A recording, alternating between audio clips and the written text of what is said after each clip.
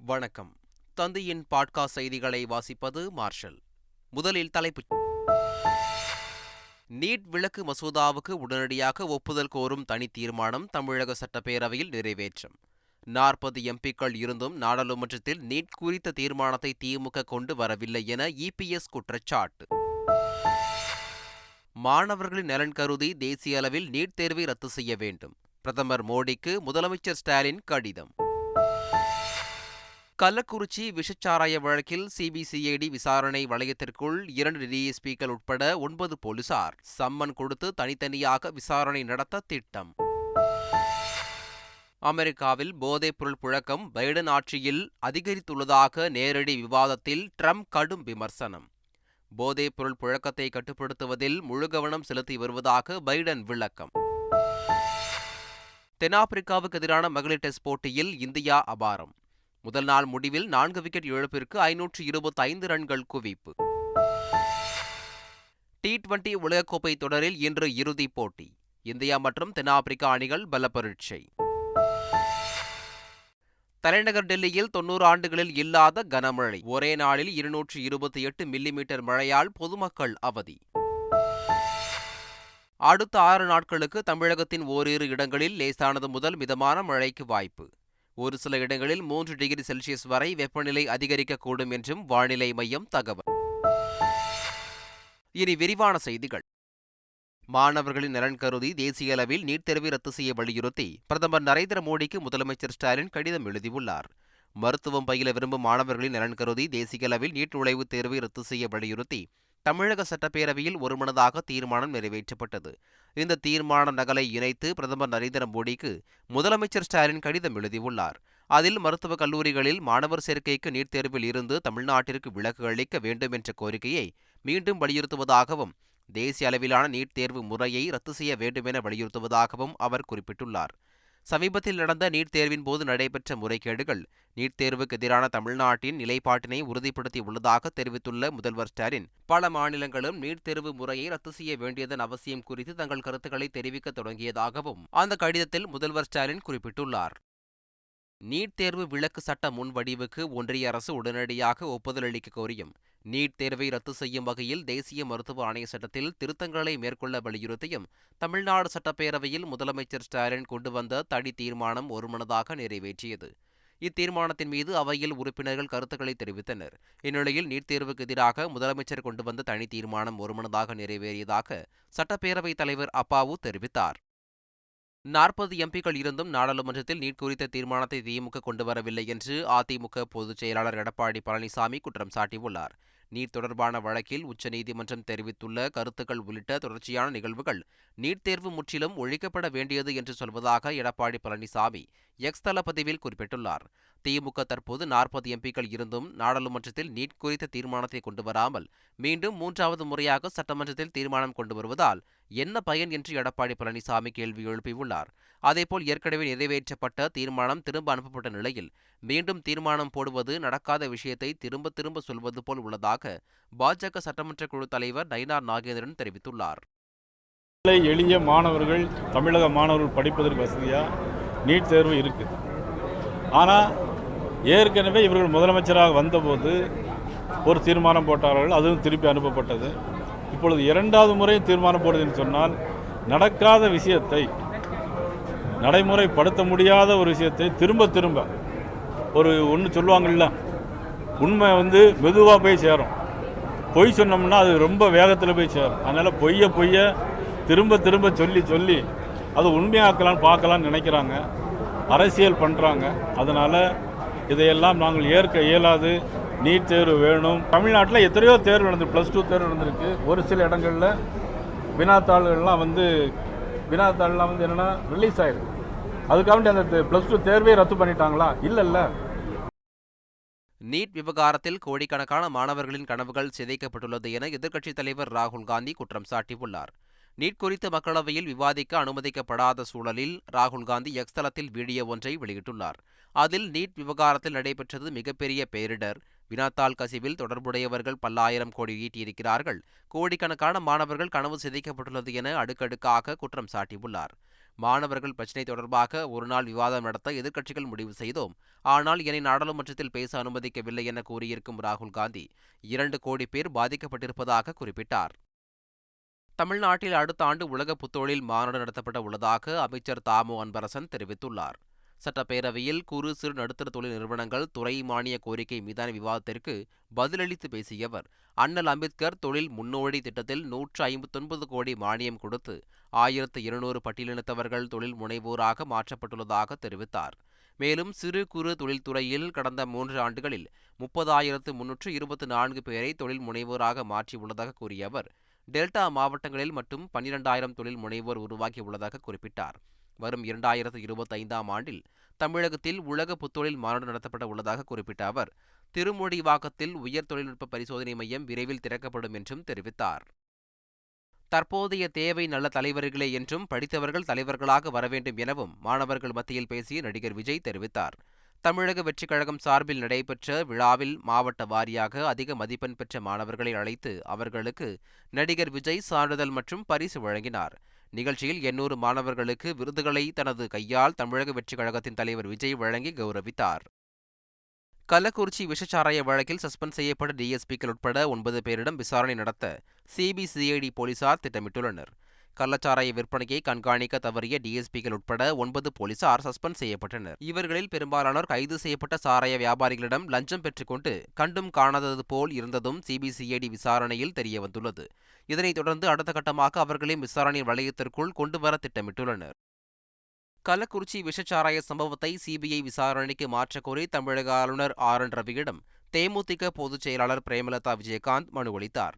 பின்னர் செய்தியாளர்களிடம் பேசிய பிரேமலதா விஜயகாந்த், சம்பந்தப்பட்ட துறை அமைச்சர் ராஜினாமா செய்ய வேண்டும் என்றும், கள்ளச்சாராயம் குடித்து இறந்தவர்களுக்கு பணம் கொடுப்பது என்ன ஒரு முன்னுதாரணம் என்றும் கேள்வி எழுப்பினார். பேரறிஞர் அண்ணாவுக்கு பிறகு திமுக முன்னாள் முதல்வர் கருணாநிதியிடம் சென்றதால் வரலாற்றில் பெரும் தவறு நிகழ்ந்துவிட்டதாக நாம் தமிழர் கட்சியின் ஒருங்கிணைப்பாளர் சீமான் தெரிவித்துள்ளார்.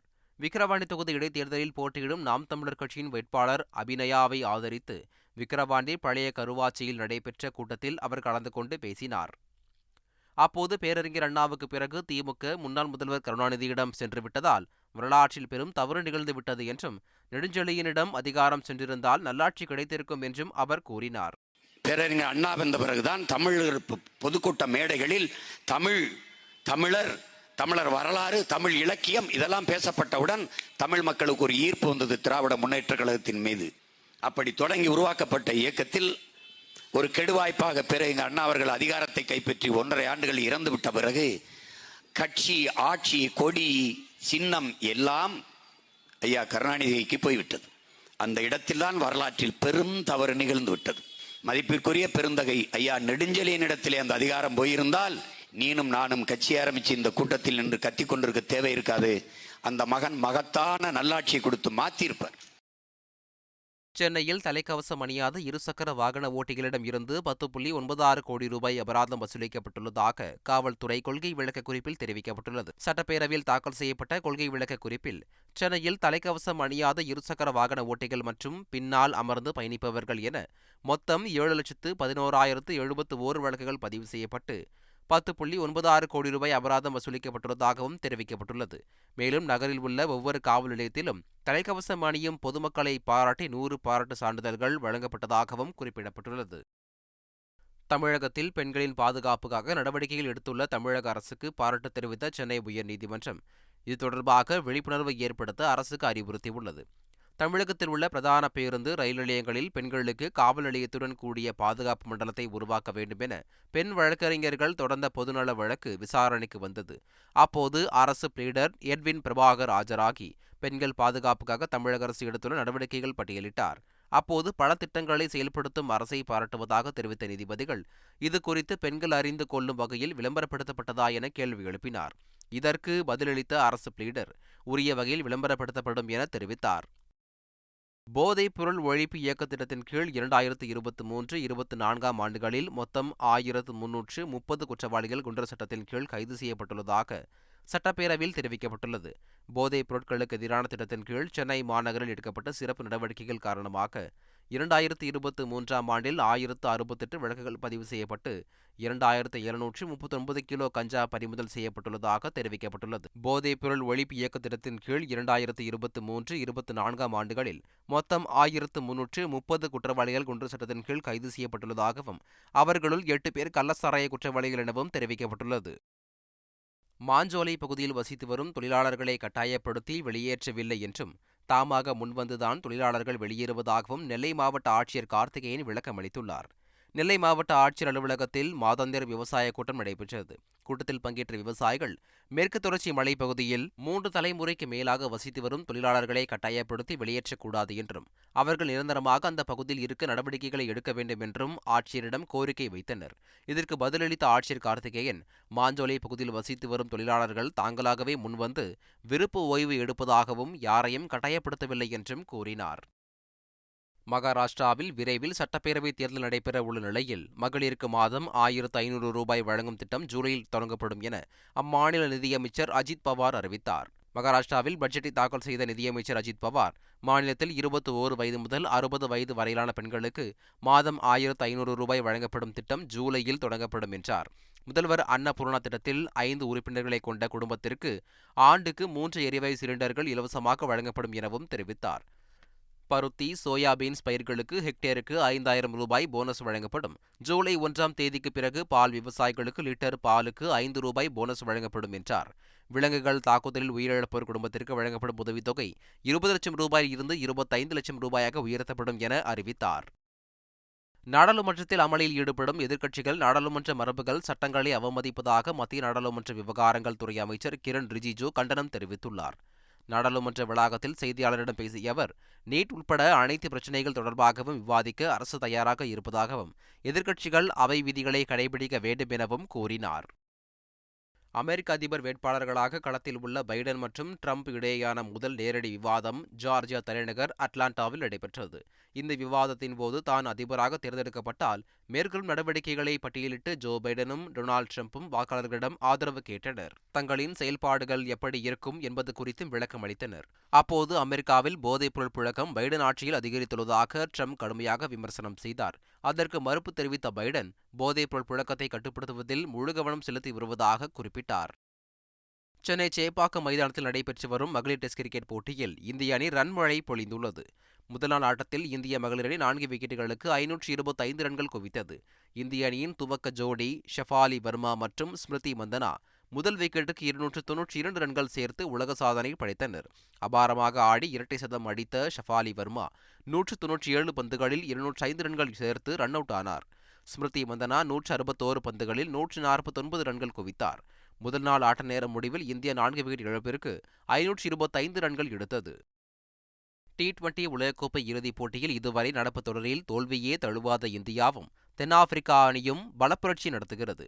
இங்கிலாந்துக்கு எதிரான அரையிறுதிப் போட்டியில் 68 ரன்கள் வித்தியாசத்தில் பெற்ற வெற்றியின் மூலம் 10 ஆண்டுகளுக்கு பின் இறுதிப் போட்டியில் இந்திய அணி விளையாட உள்ளது. முன்னதாக 2007 மற்றும் 2014 ஆகிய ஆண்டுகளில் T20 உலகக்கோப்பை இந்திய அணி அரையிறுதிப் போட்டியில் விளையாடியிருந்தது. முதல் அரையிறுதிப் போட்டியில் தென்னாப்பிரிக்கா அணி ஆப்கானிஸ்தானை வீழ்த்தி உலகக்கோப்பை கிரிக்கெட் வரலாற்றில் முதன்முறையாக இறுதிப் போட்டிக்கு தகுதி பெற்றது. இந்த நிலையில் இன்று நடைபெறும் T20 உலகக்கோப்பை இறுதிப் போட்டி கிரிக்கெட் ரசிகர்களுக்கு விருந்து படைக்கும் என எதிர்பார்க்கப்படுகிறது. டெல்லியில் 90 ஆண்டுகளில் இல்லாத அளவிற்கு மழை பெய்துள்ளதால் அங்கு இயல்பு வாழ்க்கை பாதிக்கப்பட்டுள்ளது. ஒரு நாளில் 228 மில்லிமீட்டர் மழை பெய்துள்ளதால் பல்வேறு இடங்களில் தண்ணீர் தேங்கி மக்கள் சிரமத்திற்கு ஆளாகியுள்ளனர். டெல்லி அரசின் மூத்த அமைச்சர்கள் மற்றும் அதிகாரிகள் குழு நடத்திய ஆலோசனையில் கட்டுப்பாட்டு அறைக்கு 1800-11-0093 என்கிற எண்ணில் தொடர்பு கொண்டு புகார் தெரிவிக்கலாம் என்றும் போக்குவரத்து போலீசார், உள்ளாட்சி கவுன்சிலர்கள் உள்ளிட்டோர் தண்ணீர் தேங்கியுள்ள இடங்களின் பட்டியலை தரும்படி கேட்டுக் கொள்ளப்பட்டுள்ளதாகவும் தெரிவிக்கப்பட்டுள்ளது. மீண்டும் தலைப்புச் செய்திகள். நீட் விலக்கு மசோதாவுக்கு உடனடியாக ஒப்புதல் கோரும் தனி தீர்மானம் தமிழக சட்டப்பேரவையில் நிறைவேற்றம். 40 எம்பிக்கள் இருந்தும் நாடாளுமன்றத்தில் நீட் குறித்த தீர்மானத்தை திமுக கொண்டு வரவில்லை என இபிஎஸ் குற்றச்சாட்டு. மாணவர்களின் நலன் கருதி தேசிய அளவில் நீட் தேர்வை ரத்து செய்ய வேண்டும். பிரதமர் மோடிக்கு முதலமைச்சர் ஸ்டாலின் கடிதம். கள்ளக்குறிச்சி விஷச்சாராய வழக்கில் சிபிசிஐடி விசாரணை வளையத்திற்குள் 2 டிஎஸ்பிக்கள் உட்பட 9 போலீசார் சம்மன் கொடுத்து தனித்தனியாக விசாரணை நடத்த திட்டம். அமெரிக்காவில் போதைப்பொருள் புழக்கம் பைடன் ஆட்சியில் அதிகரித்துள்ளதாக நேரடி விவாதத்தில் ட்ரம்ப் கடும் விமர்சனம். போதைப்பொருள் புழக்கத்தை கட்டுப்படுத்துவதில் முழு கவனம் செலுத்தி வருவதாக பைடன் விளக்கம். தென்னாப்பிரிக்காவுக்கு எதிரான மகளிர் டெஸ்ட் போட்டியில் இந்தியா அபாரம். முதல் நாள் முடிவில் 4 விக்கெட் இழப்பிற்கு 525 ரன்கள் குவிப்பு. T20 உலகக்கோப்பை தொடரில் இன்று இறுதிப் போட்டி. இந்தியா மற்றும் தென்னாப்பிரிக்கா அணிகள் பல பரீட்சை. தலைநகர் டெல்லியில் 90 ஆண்டுகளில் இல்லாத கனமழை. ஒரே நாளில் 228 மில்லிமீட்டர் மழையால் பொதுமக்கள் அவதி. அடுத்த 6 நாட்களுக்கு தமிழகத்தின் ஓரிரு இடங்களில் லேசானது முதல் மிதமான மழைக்கு வாய்ப்பு. ஒரு சில இடங்களில் 3 டிகிரி செல்சியஸ் வரை வெப்பநிலை அதிகரிக்கக்கூடும் என்றும் வானிலை மையம் தகவல். இத்துடன் பாட்காஸ்ட் செய்திகள் நிறைவு பெறுகின்றன. வணக்கம்.